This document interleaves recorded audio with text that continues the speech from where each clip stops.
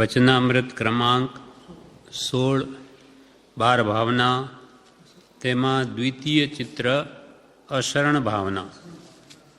બીજી પહેલી અનિત્ય ભાવના તે કાલે આપે વાંચી ગયા. હવે બીજી દ્વિતીય અશરણ ભાવના. અશરણ એટલે આ સંસારમાં પ્રાણીને બચાવનાર કોઈ નથી. આ જગતમાં કોઈ શરણ નથી. સંસારી જીવ અનાથ છે. એટલે એક વિતરાગનો કહેલો ધર્મ એ જ સુશરણ છે.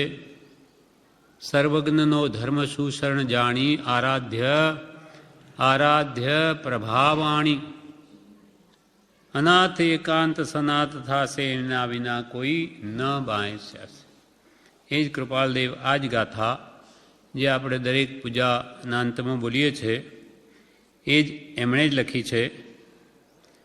સર્વજ્ઞનો ધર્મ સુશરણ જાણી આરાધ્ય પ્રભાવ આણી.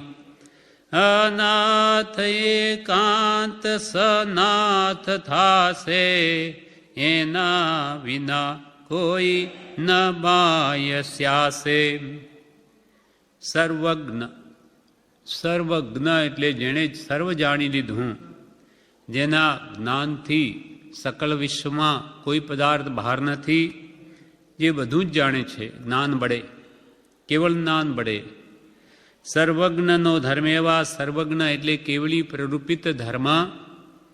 ધર્મ એટલે વસ્તુ સ્વભાવો ધમ્મો. પ્રત્યેક વસ્તુનો શું ધર્મ શું સ્વભાવ છે તે જેણે બધું જાણી લીધું, એવા સર્વજ્ઞ ભગવંતનું જ સુશરણ જાણી, સમ્યક શરણ જાણી. આરાધ્ય પ્રભાવાણી. પ્રભાવાણી એટલે પ્રકૃષ્ટ ભાવાણી. ખૂબ મહાત્મ્ય સહિત એ વિતરાગ ભગવંત તે કહેલા બોધની તું આરાધના કર. કેમ કે એમનું જ શરણ સત્ય છે. એ જ એક જગતના સર્વ દુઃખોથી બચાવનાર છે. સર્વજ્ઞનો ધર્મ સુશરણ જાણી આરાધ્ય પ્રભાવાણી. અનાથ એકાંત સનાત થાશે. આ સંસારમાં એકાંત એટલે માત્ર તું અનાથ છો, કોઈ બચાવનાર નથી, તે એકાંત સનાથ થશે. એટલે વિતરાગ પ્રરૂપિત ધર્મ વડે તું પોતે તારો આત્મ સ્વભાવ આત્મ સ્વરૂપ પ્રાપ્ત કરીને અજર અમર પદને પામીશ. સ્વસ્વરૂપની પ્રાપ્તિ થયે તું અજર, પછી તને જરાવસ્થાનથી મૃત્યુ પણ નથી. કેમ કે મિથ્યા માન્યતા ટળી જાય છે. એ સદેહે જીન બની જાય છે. રાગદ્વેષને જીતી લે એટલે એ પોતાની જે મૃત્યુની માન્યતા છે, ભય છે, બધો ટળી જાય છે, સનાથ થઈ જાય છે. કેમ કે આત્મ સ્વરૂપ પ્રાપ્ત કરવાથી અજર અમર થયો, માટે તે સનાથ થયો. એટલે વ્યવહારથી તો દેવ અને ગુરુનું શરણ છે, અને નિશ્ચયથી પોતાના આત્માનું જ શરણ છે. નિશ્ચયથી પોતાનો આત્મા શરણરૂપ, અને વ્યવહાર સે હે દેવ જીન નિશ્ચય સે હે. आप यही वचन से समझ ले जिन प्रवचन की छाप. વ્યવહારથી તો દેવ ગુરુને ધર્મનું શરણ છે, અને નિશ્ચયથી તો પોતાનો આત્મા જ્યારે સ્વસ્વભાવમાં આવે ત્યારે એ જ શરણરૂપ છે. પછી તો એને બાહ્ય શરણની પણ જરૂર નથી. કેમ કે અનંત સ્વભાવ છે આત્માનો, જે તે જ અનંત સુખરૂપ છે. વિશેષાર્થમાં કૃપાલદેવ કહે છે એનો અર્થ, સર્વજ્ઞ જિનેશ્વર દેવે નિષ્ફળતાથી બોધેલો ધર્મ ઉત્તમ શરણ રૂપ જાણીને મન વચન કાયાના પ્રભાવ વડે હે ચેતન તેને તું આરાધ. તું કેવલ અનાથ રૂપ છો, તે સનાત થઈશ. એના વિના ભવાટવી ભ્રમણમાં તારી બાહ્ય કોઈ સહનાર નથી. સર્વજ્ઞ જિનેશ્વર દેવે નિસ્પૃહતાથી. ભગવંતને ઉપદેશ આપવાનું કોઈ પ્રયોજન નથી, અર્થાત કોઈ સ્વાર્થ નથી, નિસ્વાર્થ છે. નિસ્પૃહતાથી જગત જીવો તરફ અનંતી દયાના કારણે ઉપદેશ આપે છે. સર્વજ્ઞ જિનેશ્વર દેવે નિસ્પૃહતાથી બોધેલો ધર્મ, જે રાગ દ્વેષથી રહિત થવાનો માર્ગ, જે ધર્મ ઉત્તમ જે બોધ્યો તે જ ઉત્તમ શરણરૂપ જાણી મન વચન અને કાયાના પ્રભાવ વડે, એટલે મન વચન કાયાના યોગથી ત્રિવિધે મનથી કરવું નહીં, કરાવવું નહીં, અનુમોદવું નહીં, જગતમાં દુઃખ કોઈને આપવાનું, વચનથી પણ કરવું નહીં, કરાવવું નહીં, અનુમોદવું નહીં, કાયાથી પણ કરવું નહીં, કરાવવું નહીં, અનુમોદવું નહીં, આમ ત્રિવિધે એ ધર્મને તું મન વચન કાયાથી પ્રભાવ વડે હે ચેતન તેને તું તેની આરાધના કર. તેને તું આરાધ કેમ કે તું કેવળ અનાથ છો. તારો આ જગતમાં કોઈ નાથ નથી, કોઈ તને બચાવી શકે એમ નથી. તે તું સનાથ થઈશ, એકાંત. એટલે તને એવા સત્પુરુષ મળવાથી તું પોતે સનાથ બની જઈશ. અને એના વિના ભવા અટવી ભ્રમણમાં, એટલે આ સંસાર રૂપી અટવી એટલે જંગલમાં ભટકતા તારા આત્માની બાહ્ય કોઈ સહનાર નથી, એટલે કોઈ ઝાલનાર નથી. તારી કોઈ બાંય પકડીને તને કંઈ ભવપાર નહીં કરી દે સિવાય કે ધર્મ. જે આત્માઓ સંસારના માયિક સુખને કે અવદર્શનને શરણરૂપ માને તે અધોગતિ પામે, તેમજ સદૈવ અનાથ રહે એવો બોધ કરનારું ભગવાન અનાથથી મુનિનું ચરિત્ર પ્રારંભીએ છીએ. એથી અશરણ ભાવના સુદૃઢ થશે. આ જગતમાં જે આત્માઓ આપણા જેવા સંસારના માયિક સુખને, એટલે આ મોહ માયાવાળા આ જગતના સુખને જ જે શરણરૂપ માને કે અવદર્શનને શરણરૂપ પાડે, મિથ્યા દર્શન, અવદર્શન એટલે મિથ્યા દર્શન, વિતરાગ ધર્મ સિવાય બીજા ધર્મો કે જેમ કે કૃષ્ણે કહ્યું તું મારે શરણે આપ, હું તારા બધા પાપ હરી લઈશ. ક્રિશ્ચિયનમાં ક્રાઇસ્ટ જે છે એમના ગુરુ ઈસુ ખ્રિસ્ત, તેમના ચર્ચમાં એવું લખેલું હોય તું મારા શરણે આવ એટલે હું તારા બધા પાપ હરી લઈશ. એટલે દર રવિવારે પ્રાર્થના કરે ઈશ્વરને, ઈસુ ખ્રિસ્તને ક્રિશ્ચિયન લોકો, એટલે ચર્ચમાં, એટલે પાપ ધોવાઈ ગયું. કેમ કે એને પાપ હરી લીધું, પછી બીજા અઠવાડિયે બીજું, પાછા રવિવારે પ્રાર્થના, એટલે બધું ધોવાઈ ગયું. કેમ કે તું મારે શરણે આવ એટલે હું બધા પાપ હરી લઈશ. હવે આવા કહેનારા ઉડતું પાપને ઉત્તેજન આપે છે. તું હરી લે, હું પાપ કરું, તું ધોઈ નાખે, બસ સારું છે. હા, કન્ફેસ કરી લે કે ભાઈ મેં પાપ કર્યું, માની લીધું, સ્વીકારી લીધું, એટલે માફ.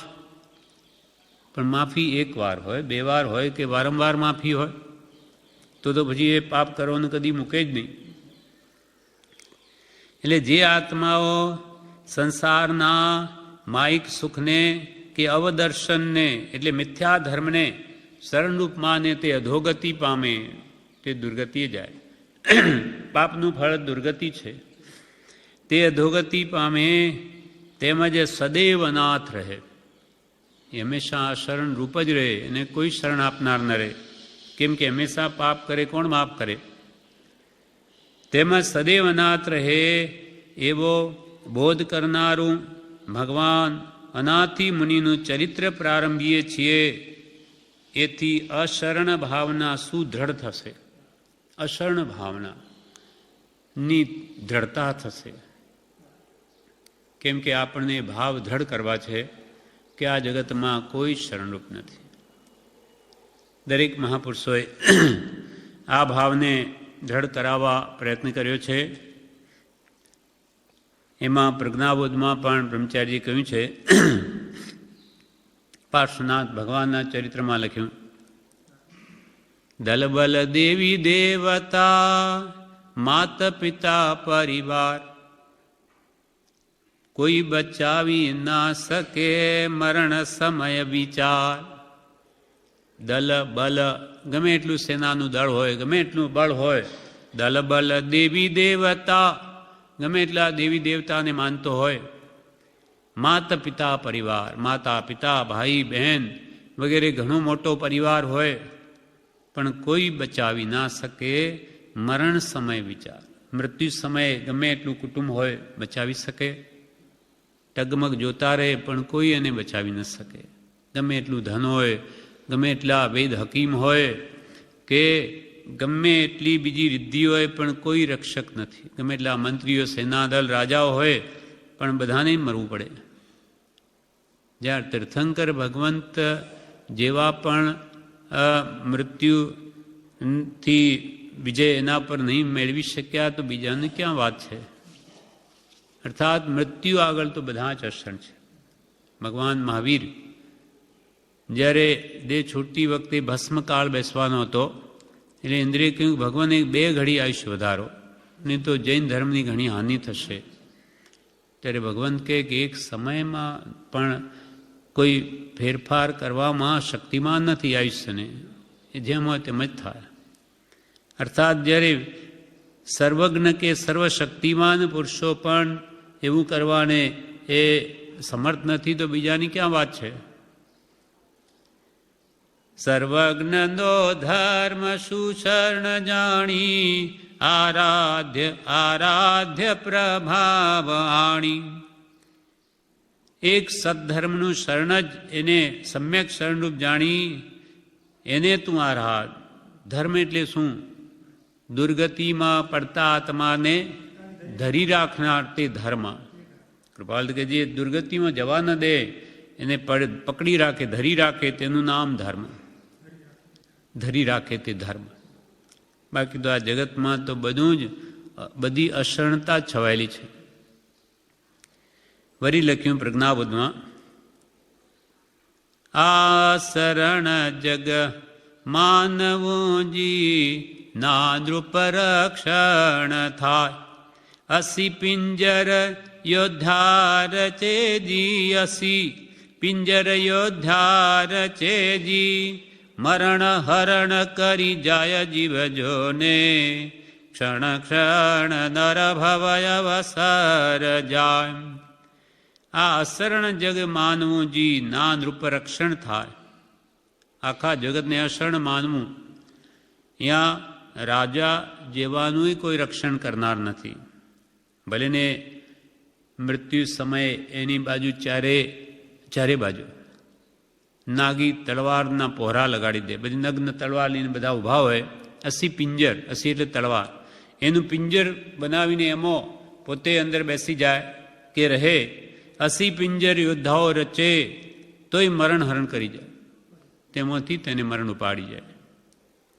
જીવજોને ક્ષણ ક્ષણ નર ભવય અવસર જાય. વરી એક દ્રષ્ટાંત આપ્યું ઇન્દ્રાણીનું, કે દેવલોકમાં ઇન્દ્રની પટરાણી દેવી ઇન્દ્રાણી, એની પણ રક્ષા કરનાર કોઈ નથી. કેમ? તો કે ઇન્દ્ર જેવા જેના સ્વામી છે, વજ્ર જેવા જ્યાં શસ્ત્ર છે, અને અમૃત જેવી જ્યાં ઔષધિ છે, છતાં પણ એ ઇન્દ્રાણીને અવશ્ય મરવું પડે છે. ઔષધિ અમી સમી મળીજી, ઇન્દ્ર સમા સ્વામી હોય. વજ્ર સમા આયુધ છે જી, વજ્ર સમા આયુધ છે જી. મરે ઇન્દ્રાણી તોય જીવજોને, ક્ષણ ક્ષણ નર ભવય અવસર જાય. ઔષધિ અમી, અમી એટલે અમૃત જેવી તો જ્યાં ઔષધિ છે દેવલોકમાં, ઔષધિ અમી સમી મળીજી. ઇન્દ્ર સમા સ્વામી હોય, ઇન્દ્ર જેવા જેના સ્વામી છે, અને વજ્ર જેવા તો જ્યાં શસ્ત્રો છે. વજ્ર સમા આયુધ છે જી, મરે ઇન્દ્રાણી તોય. માટે આ મૃત્યુથી બચાવનાર આ સકલ વિશ્વમાં કોઈ સમર્થ નથી. અર્થાત આખું જગત અશરણરૂપ છે.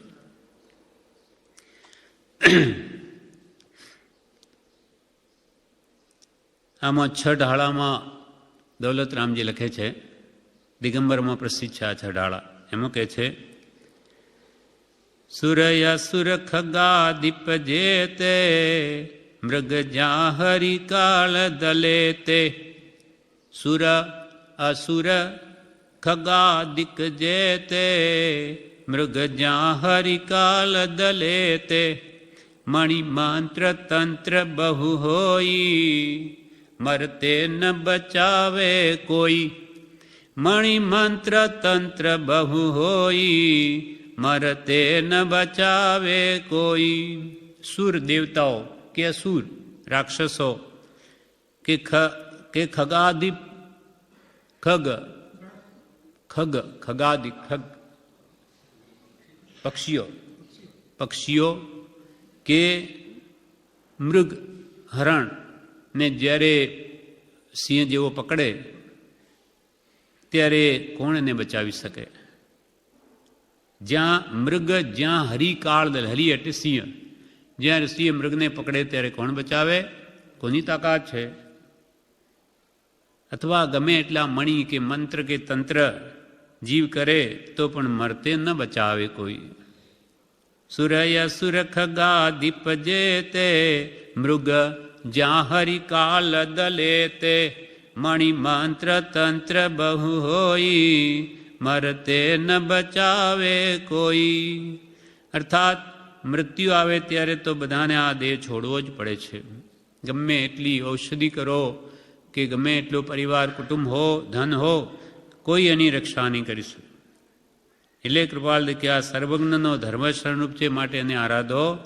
એના સિવાય તારી બાહ્ય પકડનાર કોઈ નથી. એ જ ભાવને દૃઢ કરનારી ઉત્તરાધ્યન સૂત્રમાં આવેલી અનાથી મુનિની કથા કૃપાલદેવ કહે છે. અનાથી મુનિ દ્રષ્ટાંત. અનેક પ્રકારની લીલાથી યુક્ત મગધ દેશનો સૈનિક રાજા અશ્વક્રીડાને માટે મંડી કુક્ષે નામના વનમાં નીકળી પડ્યો. અનાથી મુનિ જંગલમાં બેઠા છે ધ્યાનમાં, કે આ સાધના કરે આરાધના. ત્યાં અશ્વક્રીડા કરતો શ્રેણિક મહારાજા ત્યાં આવી ચડ્યો, તે વનમાં, ઉપવનમાં, જ્યાં એમ અનાથી મુનિ બિરાજમાન છે.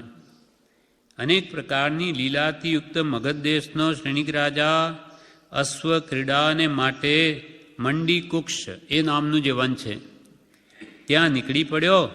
એ વનની વિચિત્રતા મનોહારિણી હતી. નાના પ્રકારના તરુ કુંજ ત્યાં આવી રહ્યા હતા. નાના પ્રકારની કોમલ વલ્લિકાઓ ઘટાટોપ થઈ રહી હતી. આવું સુંદર વન હતું. એનું વર્ણન કૃપાલદેવ લખે છે. નાના પ્રકારના પંખીઓ આનંદથી તેનું સેવન કરતા હતા. નાના પ્રકારના પક્ષીઓના મધુરા ગાયન ત્યાં સંભળાતા હતા. નાના પ્રકારના ફૂલથી તે વન છવાઈ રહ્યું હતું. નાના પ્રકારના ફૂલથી તે વન છવાઈ રહ્યું હતું. નાના પ્રકારના જળના ઝરણા ત્યાં વહેતા હતા. ટૂંકામાં સૃષ્ટિ સૌંદર્યના પ્રદર્શનરૂપ હોઈને તે વન નંદન વનની તુલ્યતા ધરાવતું હતું. નંદનવન, ઇન્દ્રનું ઉપવન હોય તેને નંદનવન કહે. જ્યાં ઇન્દ્ર દેવતાઓ ક્રીડા કરવા જાય તેના જેવું લાગતું હતું. ત્યાં એક તરુતલે મહાસમાધિવંત પણ સુકુમાર અને સુખોચિત મુનિને તે શ્રેણીકે બેઠેલા દીઠા. આવા સુંદર વનમાં એક ઝાડ તળે મહાસમાધિ, આત્માના પરિણામ જેના બહુ જ સ્થિત છે, આત્મપરિણામની સ્વસ્થતા ને શ્રી તીર્થંકર સમાધિ કહે છે. જે આત્મ સમાધિમાં સ્થિત છે એવા સુકુમાર, જેનું કોમળ શરીર છે, સુખોચિત, સુખને ઉચિત જેનું શરીર છે, જેની ઉંમર છે, યૌવન અવસ્થા છે, સુકુમાર અને સુખોચિત મુનિને તે શ્રેણી કે બેઠેલા દીઠા. ત્યાં યુવાન મુનિને બેઠેલા જોયા. એનું રૂપ દેખીને તે રાજા અત્યંત આનંદ પામ્યો. એ અતુલ્ય ઉપમા રહિત રૂપથી વિસ્મય પામીને મનમાં તેની પ્રશંસા કરવા લાગ્યો કે આવા સુંદર વનમાં એકલા એ મહાત્માએ બિરાજમાન છે. આ એની ઉંમર, યુવાન, અને વળી એનું કેવું રૂપ, મનમાં બધું આ વિચારે છે. કે અતુલ્ય ઉપમા રહિત રૂપથી વિસ્મય પામી મનમાં શ્રેણિક મહારાજા તેની પ્રશંસા કરવા લાગ્યા કે અહો, આ મુનિનો કેવો અદ્ભુત વર્ણ છે, અહો તેનું કેવું મનોહર રૂપ છે, અહો આ આર્યની કેવી અદ્ભુત સૌમ્યતા છે, કેવી શાંતિ એના મુખ પર પ્રસરી રહી છે. વર્ણ તો જુઓ, કલર, સોનેરી કે લાલ કે કાળો કે એ વર્ણ કહેવાય. હા, અને રૂપમાં તો આખું જ આવે એનો આકાર. જો વર્ણ તો શું બતાવે? કલર બતાવે. હા, કે કંચનવર્ણી કાયા આપણે કહીએ તે થયો વર્ણ, અને રૂપમાં એની આકૃતિનો ઘાટ, સુંદરતા. એટલે જે સ્થાને જે અંગો જોઈએ તે એપ્રોપ્રિએટ, જેને અંગ્રેજીમાં કે વ્યવસ્થિત હોય, બરોબર પ્રમાણસર હોય, સુંદર, તેને સુંદરતા કહેવાય, રૂપ કહેવાય. વર્ણ કલરને કહે. એટલે આ મુનિનો કેવો અદ્ભુત વર્ણ છે, અહો એનું કેવું મનોહર રૂપ છે, મનને હરણ કરે એવું, અહો આ આર્યની કેવી અદ્ભુત સૌમ્યતા છે. સૌમ્યતા એટલે ના, સૌમ્યતા એટલે એ પરમ શાંતિ જેના મોઢા પર નીતરી રહી છે, જાણે સમતા ભાવ. સૌમ્યતા એટલે કોમળતા. સૌમ્યતા મોઢાને જોઈને જ આનંદ થાય એવી કંઈક નિર્દોષતા વગેરે, શાંત ભાવ, એવો જ ભાવ બતાવે છે. કેવું અદ્ભુત શાંતિ જેના મુખ પર પ્રસરી રહી છે. આ આર્યની કેવી અદ્ભુત સૌમ્યતા છે, અહો આ કેવી વિસ્મયકારક ક્ષમાના ધરનાર છે, અહો આના અંગથી વૈરાગ્યની કેવી ઉત્તમ સ્ફુરણા છે, કેવો વિરક્ત ભાવ, નિર્વિકાર ભાવ એના મુખ પર પ્રદર્શિત થઈ રહ્યો છે. અહો આના અંગથી વૈરાગ્યની કેવી ઉત્તમ સ્ફુરણા છે, અહો આની કેવી નિર્લોભતા જણાય છે, અહો આ સંયતિ કેવું નિર્ભય અપ્રભુત્વ નમ્રપણું ધરાવે છે. અપ્રભુત્વ એટલે મોટાઈ, લઘુતા, નમ્રપણું ધરાવે છે. અહો એનું ભોગનું અસંગતિપણું કેવું સુદૃઢ છે. ભોગની અસંગતિ, ભોગનો ત્યાગ જેણે કરેલો જણાય છે. અહો એનું ભોગનું અસંગતિપણું કેવું સુદૃઢ છે. એમ ચિંતવતો મનમાં મુદિત થતો સ્તુતિ કરતો ધીમેથી ચાલતો પ્રદક્ષિણા દઈને તે મુનિને વંદન કરીને અતિ સમીપ નહીં તેમાંથી દૂર નહીં એમ તે બેઠો શ્રેણિક મહારાજા. પછી બે હાથની અંજલિ કરીને વિનયથી તેણે મુનિને પૂછ્યું, હે આર્ય, તમે પ્રશંસા કરવા યોગ્ય એવા તરુણ છો. ભોગવિલાસને માટે તમારું વય અનુકૂળ છે. સંસારમાં નાના પ્રકારના સુખ રહ્યા છે. ઋતુના કામ ભોગ, જળ સંબંધીના કામ ભોગ, તેમજ મનોહારિણી સ્ત્રીઓના મુખ વચનનું મધુરું શ્રવણ છતાં એ સગળાનો ત્યાગ કરીને મુનિત્વમાં તમે મહા ઉદ્યમ કરો છો, એનું શું કારણ તે મને અનુગ્રહથી કહો. એ મુનિ મહાત્માને શ્રેણિક મહારાજે એમ કહ્યું કે હે આર્ય, તમે પ્રશંસા કરવા યોગ્ય આવા તો યુવાન છો, અને ભોગવિલાસને અનુકૂળ તમારી આ ઉંમર જ વય છે. સંસારમાં અનેક પ્રકારના સુખ રહ્યા, તો એ બધાનો ત્યાગ કરી તમે આ મુનિપણામોનું મહા ઉદ્યમ કરો છો, એનું શું કારણ? આ બધું છોડી અને તમે મુનિ બનીને અહીંયા શા માટે રહ્યા છો? તે આપ કૃપા કરીને મને કહો. તે મને અનુગ્રહથી કહો. રાજાના વચનનો આવો અર્થ સાંભળીને મુનિએ કહ્યું, રાજાના વચનનો આવો અર્થ સાંભળીને મુનિએ કહ્યું, હું અનાથ હતો. મુનિએ શું કહ્યું? હું તો અનાથ હતો. હે મહારાજા, મને અપૂર્વ વસ્તુનો પ્રાપ્ત કરાવનાર તથા યોગક્ષેમનો કરનાર, મારા પર અનુકંપા આણનાર, કરુણાથી કરીને પરમ સુખનો દેનાર સુરન મિત્ર લેશ માત્ર પણ કોઈને થયો એ કારણ અનાથીપણાનું હતું.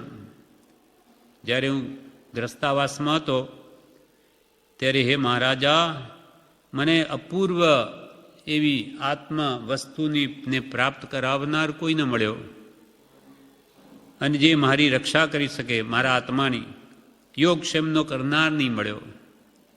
મારા પર અનુકંપા દયાણનાર, કરુણાથી કરી દયા લાવી જ્યારે હું રોગથી પીડાતો હતો તે વખતે મને પરમ સુખનો દેનાર કોઈ ન મળ્યો.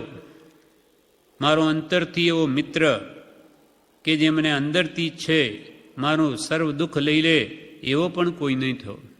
એ જ કારણ હે રાજા મારા અનાથીપણાનું હતું. શ્રેણિક મુનિના ભાષણથી સ્મિત હસી પડ્યો.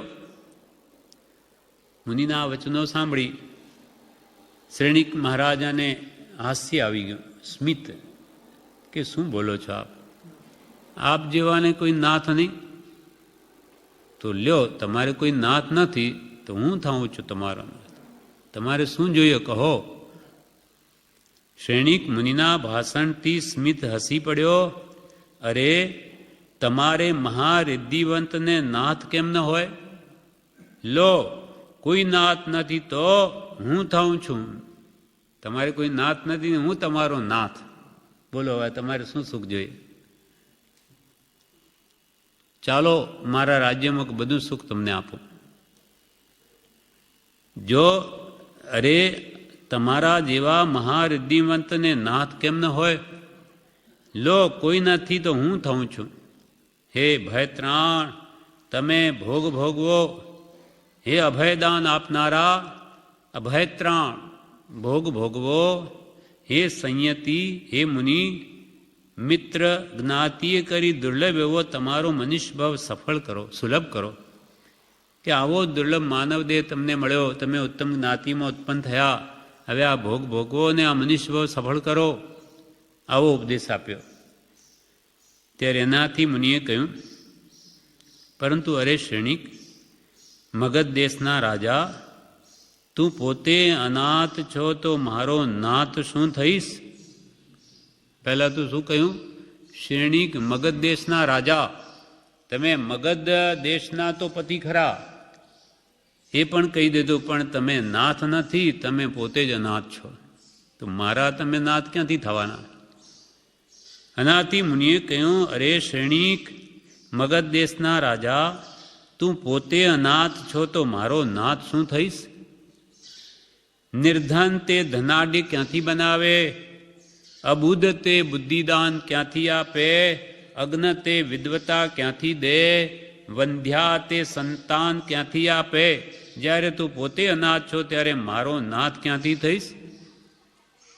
નિર્ધન તે ધનાઢ્ય ક્યાંથી બનાવે? એટલે સૈનિક રાજાના મનમાં થાય, શું હું નિર્ધન? શું બોલે છે આ? એમને ખબર નથી હું કોણ છું, બરોબર એ સમજ્યા નથી. સૈનિક મહારાજને એમ લાગે કે આ મને નિર્ધન કહે, હું તો આખા મગધ દેશનો ધણી છું. એમના મનમાં એ ઘોડાયા કરે કે આ શું બોલે છે? નિર્ધન તે ધનાઢ્ય ક્યાંથી બનાવે? અબુધ તે બુદ્ધિદાન ક્યાંથી આપે? જેના પાસે જ બુદ્ધિ ન હોય તો બીજાને બુદ્ધિનું દાન ક્યાંથી આપે? અજ્ઞ પોતે જ કંઈ જાણતો નથી તે બીજાને વિદ્વાન ક્યાંથી બનાવે? અજ્ઞ તે વિદ્વતા ક્યાંથી દે? વંધ્યા તે સંતાન ક્યાંથી આપે? જ્યારે તું પોતે અનાથ છો ત્યારે મારો નાથ ક્યાંથી થઈશ? મુનિના વચનથી રાજા અતિ આકુળ અને અતિ વિસ્મિત થયો. આકુળતા પણ થઈ, મને એમને અનાથ કહ્યો, મને એને નિર્ધન કહ્યો, શું કહે છે? અંતરમાં આકુળતા થઈ, પણ વિસ્મય પણ થયું, આશ્ચર્ય પણ થયું, એમ કેમ બોલે છે? મુનિના વચનથી રાજા અતિ આકુળ અને અતિ વિસ્મિત થયો. કોઈ કાળે જે વચનનું શ્રવણ થયું નથી એવા વચનનું યતિ મુખ પ્રતિથી શ્રવણ થયું, એથી તે શંકાગ્રસ્ત થયો. રાજાને એવું કોણ કહી શકે કે તું અનાથ છો, કે તું નિર્ધન છો? સૈનિક મહારાજ તો કોઈના મોઢાથી આવી વાત સાંભળી નહીં, પણ મુનિએ એમ કહ્યું એટલે થોડા વિચારમાં પડી ગયા કે આ એમ કહેનારે મહાત્મા છે કે સામાન્ય માણસ નથી, કોઈ વિચારહીન કે અબુધ હોય તો ગમે તેમ બોલી દે એવું પણ નથી જણાતું. તો આમ કેમ કે છે? એટલે મુનિના વચનથી એ કોઈ કાળે જે વચનનું શ્રવણ થયું નથી એવા વચનનું યતિ મુખ પ્રતિથી, યતિના મોઢાથી મુનિના મુખથી શ્રવણ થયું, એથી તે શંકાગ્રસ્ત થયો. શંકામાં ગળકા ખાવા માંડ્યો કે આ મને એમ કેમ કહ્યું. હું હવે પોતાની જે હું કોણ છું એ ઓળખાણ આપે છે. હું અનેક પ્રકારના અશ્વનો ભોગી છું. મતલબ તમને ખબર નહીં હશે હું કોણ છું. હું અનેક પ્રકારના અશ્વનો ભોગી છું, અનેક પ્રકારના મદોન્મત હાથીઓનો ધણી છું, અનેક પ્રકારની સેના મને આધીન છે. નગર, ગ્રામ, અંતઃપુર અને ચતુષ્પાદની મારે કી ન્યૂનતા નથી. અનેક નગર, ગામ, અંતઃપુર એટલે જ્યાં પોતાની સ્ત્રીઓ રહે તે અંતઃપુર, રાણીઓ કે ચતુષ્પાદ એટલે અનેક 4 પગવાળાઓ તો મારે કેટલાય છે. એટલે હાથી, ઘોડા વગેરે, લશ્કર, ચતુષ્પાદ એટલે 4 પગવાળા તો આ પ્રાણીઓ, એ બધાનો હું ધણી છું. મારે એની કોઈ કમી નથી. ને તમે મને નિર્ધન કહો. મનુષ્ય એમ ગ્રામ, નગર, અંતઃપુર ને ચતુષ્પાદની મારે કંઈ ન્યૂનતા નથી. મનુષ્ય સંબંધી સઘળા પ્રકારના ભોગ મને પ્રાપ્ત છે. મનુષ્યોને જે ભોગો પ્રાપ્ત ને મને બધા જ પ્રાપ્ત થયેલા છે. મનુષ્ય સંબંધી સઘળા પ્રકારના ભોગ મને પ્રાપ્ત છે. અનુચરો મારી આજ્ઞાને રૂઢી રીતે આરાધે છે. મારા તો હજારો લાખો તો સેવક છે અને મારો બોલ પડે કે ઝીલે એવી મારા આજ્ઞાને રૂઢી રીતે આરાધનારા છે. મારી આજ્ઞાને રૂઢી રીતે તેઓ આરાધે છે. 5 પ્રકારની સંપત્તિ મારે ઘેર છે. 5 પ્રકારની કઈ સંપત્તિ? તે બ્રહ્મચારીજીએ વિવેચનમાં કહ્યું છે મોક્ષમાળામાં. પહેલે ધાન,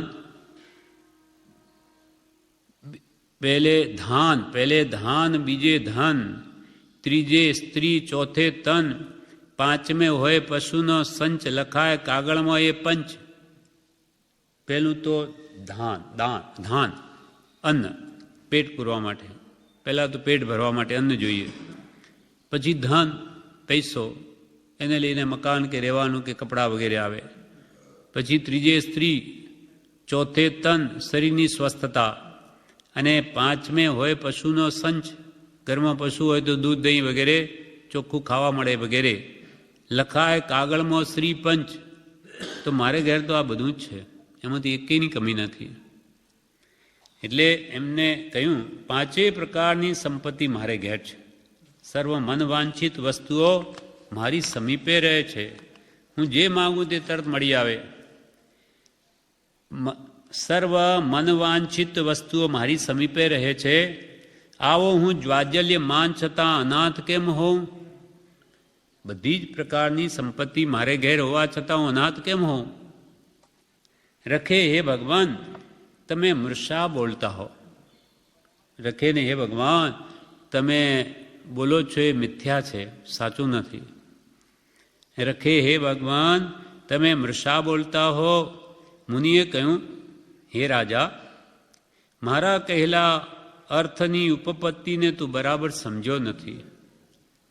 હું જે આશયમાં મેં જે અનાથપણું કહ્યું એનો તું મર્મ, રહસ્ય, ભાવ, યથાર્થ સમજ્યો નથી. હે રાજા, મારે કહેલા અર્થની ઉપપત્તિને તું બરાબર સમજ્યો નથી. તું પોતે અનાથ છે, પરંતુ તે સંબંધી તારી અજ્ઞાતા છે. તું પોતે અનાથ જ છું, પણ એનું તને ભાન નથી. તું પોતે અનાથ છે, પરંતુ તે સંબંધી તારી અજ્ઞતા છે. હવે હું કહું છું તે અવ્યગ્ર, કોઈ વ્યગ્રતા લાવીશમાં ચિત્તને શાંત કર કે મને અનાથ કહી દીધું એ બધું ભૂલી જા. હવે સાંભળ કેવી રીતે અનાથતા છે. હે રાજા, હવે હું કહું છું તે અવ્યગ્ર અને સાવધાન ચિત્તે કરીને તું સાંભળ. સાંભળીને પછી તારી શંકાનો સત્યાસત્ય નિર્ણય કરજે. પછી ખરેખર તું અનાથ છું કે નહીં એ નિર્ણય પછી કરજે. પહેલાં સાંભળ. મેં પોતે જે અનાથપણાથી મુનિત્વ અંગીકૃત કર્યું છે તે હું પ્રથમ તને કહું છું.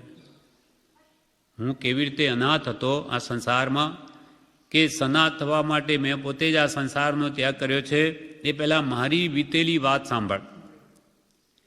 મેં પોતે જે અનાથપણાથી મુનિત્વ મુનિપણું અંગીકાર કર્યું છે તે હું પ્રથમ તને કહું છું, તે સાંભળ. હવે પોતાની બીતક વાત કહે છે. કૌશાંબી નામે અતિ જીર્ણ અને વિવિધ પ્રકારના ભેદની ઉપજાવનારી એ સુંદર નગરી છે. કૌશાંબી અતિ જીર્ણ પણ વિવિધ પ્રકારના ભેદની ઉપજાવનારી એક સુંદર નગરી છે. ત્યાં રિદ્ધિથી પરિપૂર્ણ ધન સંચય નામનો મારો પિતા રહેતો હતો. અનાથી મુનિ શેઠ પુત્ર છે. પિતાનું નામ ધન સંચય હતું. એવો મારો પિતા રહેતો હતો. પ્રથમ યૌવન વયને વિશે હે મહારાજા અતુલ્ય અને ઉપમા રહિત મારી આંખોની વિશે વેદના ઉત્પન્ન થઈ. યુવા વયનો પ્રથમ ભાગ એટલે 25 વર્ષની ઉંમરમાં લગભગ પ્રથમ યૌવન વયને વિશે હે મહારાજા અતુલ્ય, જેની કોઈ તુલના બીજાની સાથે આપી ન શકાય, ઉપમા ન આપી શકાય એવી મારી આંખોને વિશે વેદના ઉત્પન્ન થઈ. દુઃખપ્રદ દાહજ્વર આખે શરીરે પ્રવર્તમાન થયો. આની બળતરા આખા શરીરમાં ઉત્પન્ન થઈ. દાહજ્વર શસ્ત્રથી પણ અતિશય તીક્ષ્ણ તે રોગ વેરીની પેઠે મારા પર કોપાયમાન થયો. જાણે કોઈ શસ્ત્રથી મારતા હોય એમ અતિશય તીક્ષ્ણ તે રોગ વેરીની પેઠે મારા પર કોપાયમાન થયો. મારું મસ્તક તે આંખની અસહ્ય વેદનાથી દુખવા લાગ્યું. ઇન્દ્રના વજ્રના પ્રહાર સરખી બીજાને પણ રૌદ્ર ભય ઉપજાવનારી એવી તે અત્યંત પરમ દારૂણ વેદનાથી હું બહુ શોકાર્થ હતો. ભયંકર એવી પીડા, દાહ, જ્વર, બળતરા, માથું ફાટે, બિલકુલ ચેન પડે નહીં, એથી ઘણો શોકિત હતો. શારીરિક વિદ્યાના નિપુણ અનન્ય મંત્ર મૂલીના સુગ્ન વૈદરાજ શેઠ છે, શેઠ પુત્ર કે શારીરિક વિદ્યાના નિપુણ વૈદો, મૂળિયા વગેરે અનેક ઔષધિના જાણકાર, અનન્ય મંત્ર મૂલીના સુગ્ન વૈદરાજ મારી તે વેદનાનો નાશ કરવાને માટે આવ્યા. અનેક પ્રકારના ઔષધોપચાર કર્યા પણ તે વૃથા ગયા. એ મહાનિપુણ ગણાતા વૈદરાજો મને તે દર્દથી મુક્ત કરી શક્યા નહીં. એ જ હે રાજા મારું અનાથપણું હતું.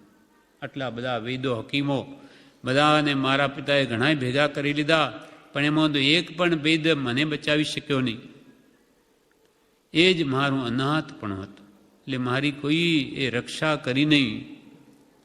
એટલે હું અનાથ હતો. મારું કોઈ નાથ નહીં બની શક્યો કે જેથી આ મારી પીડા દૂર કરી શકે. મારી આંખની વેદના ટાળવાને માટે મારા પિતાએ સર્વ ધન આપવા માંડ્યું, પરંતુ તેથી કરીને પણ મારી વેદના ટળી નહીં. આ ધન પણ બચાવી નહીં શક્યું. વૈદો ન બચાવી શક્યા. ગમે એટલું ધન આપવા માંડ્યું તો પણ એ ધન પણ એ પીડા નહીં લઈ શક્યું, શરણ ન આપી શક્યું. હે રાજા, એ જ મારું અનાથપણ હતું. મારી માતા પુત્રના શોકે કરીને અતિ દુખાર થઈ, પરંતુ તે પણ મને તે દર્દથી મુકાવી શકી નહીં, માતા પણ બચાવી શકી નહીં. એટલે કે કુટુંબીઓ કે સ્વજનો પણ નહીં બચાવી શક્યા. એ જ હે મહારાજા મારું નાથપણું હતું. એક ઉદરથી ઉત્પન્ન થયેલા મારા જ્યેષ્ઠ ને કનિષ્ઠ ભાઈઓ પોતાથી બનતો પરિશ્રમ કરી ચૂક્યા, પણ મારી વેદના ટળી નહીં. હે રાજા, એ જ મારું નાથપણું હતું. મોટા અને નાના ભાઈઓ એ પણ પીડા લઈ શક્યા નહીં. એક ઉદરથી ઉત્પન્ન થયેલી મારી જ્યેષ્ઠા અને કનિષ્ઠા ભગિનીઓથી મારું દુઃખ ટળ્યું નહીં. મોટી તથા નાની બેન પણ મારી પીડા લઈ ન શકી. હે મહારાજા, એ જ મારું અનાથપણું હતું. મારી સ્ત્રી જે પતિવ્રતા મારા પર અનુરક્ત અને પ્રેમવંતી હતી, તે આંખે પરિપૂર્ણ આંસુ ભરી મારા હૃદયને સિંચતા ભીંજાવતી હતી. અન્ન પાણીને નાના પ્રકારના અંગોલણ ચુવાદિક સુગંધિક દ્રવ્ય અનેક પ્રકારના ફૂલ ચંદનાદિકના વિલેપન મને જાણતા જાણતા કર્યા છતાં પણ હું તે યૌવનવંતી સ્ત્રીને ભોગવી ન શક્યો. એટલે મારી પતિવ્રતા વ્રત ધરનારી એવી મારા પર જે આસક્ત એવી મારી સ્ત્રી પણ મારું દુઃખ ઓછું કરી શકી નહીં. મારી સમીપથી ક્ષણ પણ અળગી રહેતી નહોતી, અન્ય સ્થળે જતી નહોતી. હે મહારાજા, એવી તે સ્ત્રી પણ મારા રોગને ટાળી શકી નહીં. એ જ મારું અનાથપણું હતું. એમ કોઈના પ્રેમથી, એટલે સ્ત્રીના પ્રેમથી કે કોઈના ઔષધથી, વૈદ્યોના ઔષધથી, કોઈના વિલાપથી, માતા પિતાના વિલાપથી કે કોઈના પરિશ્રમથી એ રોગ ઉપશમ્યો નહીં. મેં એ વેળા પુનઃ પુનઃ અસહ્ય વેદના ભોગવી. પછી હું અનંત સંસારથી ખેદ પામ્યો કે આવો સંસાર કે એમાં કોઈ શરણ નહીં, કોઈ રક્ષા કરી શકે એવું નથી. પછી હું અનંત સંસારથી ખેદ પામ્યો. એકવાર જો હું, હવે કેવી ભાવના થાય છે, એનાથી પાપના દરિયા પુણ્યરૂપ થઈ જાય છે, સંક્રમણ થઈ જાય. એકવાર જો આ મહાવિડંબનામય વેદનાથી મુક્ત થાઉં તો ખંતી દંતીને નિરારંભી પ્રવર્જ્યાને ધારણ કરું, દીક્ષા લઈ લઉં. પ્રભુએ જે ભાવના કરી તેવી જ ભાવના કે રોગ શમી ગયો.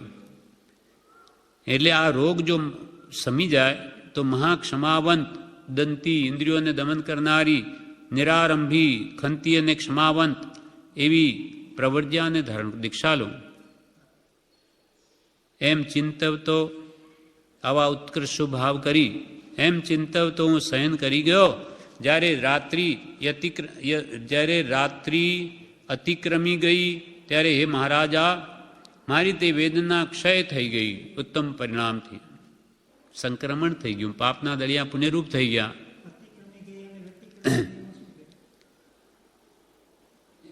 એને ઓળંગી ગઈ, અતિક્રમી ગઈ એટલે ઓળંગીને આગળ ગઈ, વ્યતિક્રમી એટલે બીતી ગઈ. હા, આમાં ઓળંગીને આગળ ગઈ. અતિક્રમી ગઈ ત્યારે હે મહારાજા, મારી તે વેદના ક્ષય થઈ ગઈ. એટલે કે વેદના મને ભોગવી નહીં પડી, અતિક્રમીને આગળ ચાલ્યું. કૂદીને જેમ જઈએ ને આપણે એમ, વચ્ચે કૂવો આવી ગયો, એ કૂદકો મારીને એને પાર કરીને જઈએ તેમ. અને હું નિરોગી થયો. માત તાત અને સ્વજન બંધાડિકને પ્રભાતે પૂછીને મેં મહાક્ષમાવંત, ઇન્દ્રિયને નિગ્રહ કરવાવાળું અને આરંભોપાદિથી રહિત એવું અણગારત્વ ધારણ કર્યું. ઇન્દ્રિયોને નિગ્રહ કરવાવાળું અને આરંભને ઉપાધિ જે ગ્રસ્તાવસ્થામાં બહુ હતી તે બધું મૂકી દઈને મેં મુનિત્વ પણ ધારણ કર્યું, અણગારત્વ. ત્યાર પછી હું આત્મા પરમાત્માનો નાથ થયો. હવે હું મારા આત્માનો નાથ થયો, પરના આત્માનો નાથ થયો. પહેલાં તો હું પોતે જ અનાથ હતો. નાથ થયો એટલે હું મારા સ્વસ્વરૂપને હવે સમજી ગયો કે આ બધા વેદના તો કર્મની છે, એ મારું સ્વરૂપ નાશ કરવાને સમર્થ જ નથી. એટલે પહેલાં એ મારા પર ચડી બેઠી હતી, હવે હું એના પર ચડી ગયો. અર્થાત હવે વેદના મને, મારા ભાવોને એ કોઈ રીતે દુઃખી કરી શકે નહીં. ત્યાર પછી હું આત્મા પરાત્માનો નાથ થયો. બીજાને પણ આવી રીતે આત્માનો ઉપદેશ આવીને એને પણ નિર્ભય બનાવનારો થયો. સર્વ પ્રકારના જીવનો નાથ છું. અનાથી મુનિએ આમ અશરણ ભાવના તે ક્ષણિક રાજાના મન પર દ્રઢ કરી હવે બીજો ઉપદેશ તેને અનુકૂળ કહે છે. ફરી ક્ષણિક રાજા બીજો ઉપદેશ આપવા લાગ્યા. ક્ષણિક રાજા અને મુનિ, હે રાજા, આ આપણો આત્મા જ દુઃખથી ભરેલી વેતરણીનો કરનાર છે. સાતમી નરકે કે નિગોદમાં લઈ જનાર પણ આપણો આત્મા જ, કોઈ બીજા ભગવાન કી મોકલતા નથી. હે રાજા, આ આપણો આત્મા જ દુઃખથી ભરેલી વેતરણીનો કરનાર છે. આપણો આત્મા જ મિત્ર ને આપણો આત્મા જ વૈરી છે. આપણો આત્મા જ ક્રૂર શાલમલી વૃક્ષના દુઃખનો ઉપજાવનાર છે. આપણો આત્મા જ મનવાંછિત વસ્તુરૂપી દૂધની દેવાવાળી કામધેનુ ગાયના સુખનો ઉપજાવનાર છે, શુભ ભાવો કરીને. આપણો આત્મા જ નંદન વનની પેઠે આનંદકારી છે. આપણો આત્મા જ કર્મનો કરનાર છે, આપણો આત્મા જ તે કર્મનો ટાળનાર છે, આપણો આત્મા જ દુઃખોપાર્જન કરનાર છે, આપણો આત્મા જ સુખોપાર્જન કરનાર છે. સુખ પણ પોતાનું પોતે જ ઊભું કરે, દુઃખનો ગર્ત ખાડો પણ પોતે જ ખોદે. આપણો આત્મા જ મિત્રને આપણો આત્મા જ વૈરી છે, આપણો આત્મા જ કનિષ્ઠ આચાર્ય સ્થિત અને આપણો આત્મા જ નિર્મલ આચાર્ય સ્થિત રહ્યો છે. એ તથા બીજા અનેક પ્રકારે તે અનાથી મુનિને શ્રેણીક રાજા પ્રત્યે સંસારનું અનાથપણું કહી બતાવ્યું. પછી શ્રેણીક રાજા અતિ સંતોષ પામ્યો. યુગ હાથની અંજલિ કરીને એમ બોલ્યો, યુગ એટલે બે હાથની અંજલિ કરીને શ્રેણીક મહારાજા મુનિ ભગવંતને કહેવા લાગ્યા, હે ભગવંત, તમે મને ભલી રીતે ઉપદેશ્યો. હે ભગવાન, તમે મને ભલી રીતે ઉપદેશ્યો. તમે જેમ હતું તેમ અનાથપણું કહી બતાવ્યું. હે મહાઋષિ, તમે સનાત, તમે સબંધવ અને તમે સધર્મ છો. તમે સર્વનાથના નાથ છો. હે પવિત્ર સંયતિ, હું ક્ષમાવું છું. જ્ઞાનરૂપી તમારી શિક્ષાને વાંચું છું. ધર્મ ધ્યાનમાં વિઘ્ન કરવાવાળું ભોગ ભોગવવા સંબંધીનું મેં તમને હે મહાભાગ્યવંત જે આમંત્રણ કીધું તે સંબંધીનો મારો અપરાધ મસ્તકે કરીને ક્ષમાવું છું. હવે સમજી ગયો શ્રેણીક મહારાજા કે મેં તમને ભોગનું આમંત્રણ કર્યું, આ યુવા હોય તમારી ભોગવાની યોગી છે ને તમે આ ક્યાં બેઠા છો? તે મારું અજ્ઞાન હતું, તે મારા અપરાધની ક્ષમાવું છું. એવા પ્રકારથી સ્તવીને રાજપુરુષ કેસરી પરમાનંદ પામી રોમરાયના વિકસિત મૂળ સહિત પ્રદક્ષિણા કરીને વિનય કરી વંદન કરીને સ્વસ્થાન કે ગયો. રોમાંચિત ઉલસ્યા રાજાના વિકસિત રોમરાયના મૂળ સહિત મુનિને પ્રદક્ષિણા કરી વિનયથી યુક્ત વંદન કરીને સ્વસ્થાન કે ગયો.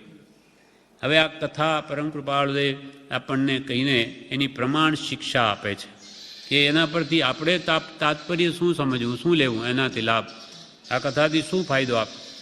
તો કે અહો ભવ્યો પ્રમાણ શિક્ષા. અહો ભવ્યો મહાતપોધન મહામુનિ મહાપ્રજ્ઞાવંત મહાયશવંત મહાનિર્ગ્રંથ અને મહાશ્રુત અનાથી મુનિએ મગધ દેશના રાજાને પોતાના વિતક ચરિત્રથી જે બોધ આપ્યો છે તે ખરે અશરણ ભાવના સિદ્ધ કરે છે. કે આ બોધ જે શ્રેણીક મહારાજાને જે અનાથી મુનિ આપ્યો તે ખરેખર અશરણ ભાવના સિદ્ધ કરે છે. મહામુનિ અનાથીએ સહન કર્યા તુલ્ય વા એથી વિશેષ અસહ્ય દુઃખ અનંત આત્માઓ સામાન્ય દ્રષ્ટિથી ભોગવતા દેખાય છે. કે જે દુઃખ શારીરિક જ્વર દાહ પીડાની કે અનેક દુઃખ જે અનાથી મુનિએ સહન કર્યા એના જેવા કેથી પણ વિશેષ અતિ વિશેષ અસહ્ય દુઃખ આ સંસારમાં અનંત આત્માઓ સામાન્ય દ્રષ્ટિથી ભોગવતા દેખાય છે. તત્સંબંધી તમે કિંચિત વિચાર કરો. આપણને કૃપાલ કે તમે પણ એ સંબંધી હવે કંઈક તો વિચાર કરો. સંસારમાં છવાઈ રહેલી અનંત અશરણતાનો ત્યાગ કરી સત્ય શરણરૂપ ઉત્તમ તત્વજ્ઞાન અને પરમ સુશીલને સેવો.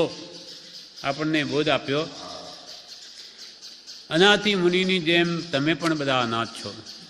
એટલે કૃપાલદેવે 573માં પત્રમાં લખ્યું છે, જન્મજરા મરણાદિના દુઃખે કરી સમસ્ત સંસાર અશરણ છે. સર્વ પ્રકારે જેણે તે સંસારની આસ્થા તજી તે જ આત્મ સ્વભાવને પામ્યા છે અને નિર્ભય થયા છે. પણ વિચાર વિના તે સ્થિતિ જીવને પ્રાપ્ત થઈ શકતી નથી અને સંગના યોગે પરાધીન એવા જીવને વિચાર પ્રાપ્ત થવો દુર્લભ છે. આ સ્વપ્રણામ પણ સંગના મોહે પરાધીન, સંસારી જીવોના મોહિત સંગના કારણે આ જીવને વિચાર જ ઉત્પન્ન થતો નથી. વિચાર જ ઉદ્ભવવો દુર્લભ છે અને વિચાર આવ્યા વિના જ્ઞાન થાય નહીં અને જ્ઞાન વગર જન્મ મરણાદિના દુઃખો સર્વથા નાશ પામે નહીં. એમ સર્વ પ્રકારે જગતવાસી જીવો અશરણતા જ ભોગવે છે. એટલે સંસારમાં છવાઈ રહેલી અનંત અશરણતાનો ત્યાગ કરી હે ભવ્યો તમે સત્ય શરણરૂપ ઉત્તમ તત્વજ્ઞાન અને પરમ સુશીલને સેવો. સુશીલ એટલે સમ્યક ચારિત્ર, સદાચારને સેવો અને ઉત્તમ આત્મજ્ઞાન સંબંધીનું જ્ઞાન મેળવો. અંતે એ જ મુક્તિના કારણરૂપ છે. અંતે એ જ તમને બચાવશે, બીજું કોઈ નહીં બચાવી શકે. અંતે એ જ મુક્તિના કારણરૂપ છે. જેમ સંસારમાં રહ્યા અનાથી અનાથ હતા, તેમ પ્રત્યેક આત્મા તત્વજ્ઞાનની ઉત્તમ પ્રાપ્તિ વિના સદૈવ અનાથ જ છે. સનાથ થવા પુરુષાર્થ કરવો એ જ શ્રેય છે. કૃપાલદ કે એમ એવી રીતે અનાથી મુનિની જેમ સંસારમાં રહેલા પ્રત્યેક આત્માઓ તત્વજ્ઞાનની ઉત્તમ પ્રાપ્તિ વિના એટલે આત્મા સંબંધીનું જ્ઞાન મેળવ્યા વિના સદૈવ અનાથ જ છે. તેને કોઈ શરણરૂપ નથી. સનાથ થવા એટલે આત્મજ્ઞાન પ્રાપ્ત કરે તો સનાથ થાય. માટે આત્મજ્ઞાન મેળવવા પુરુષાર્થ કરવો એ જ શ્રેયસ્કર છે, એ જ કલ્યાણકારક છે.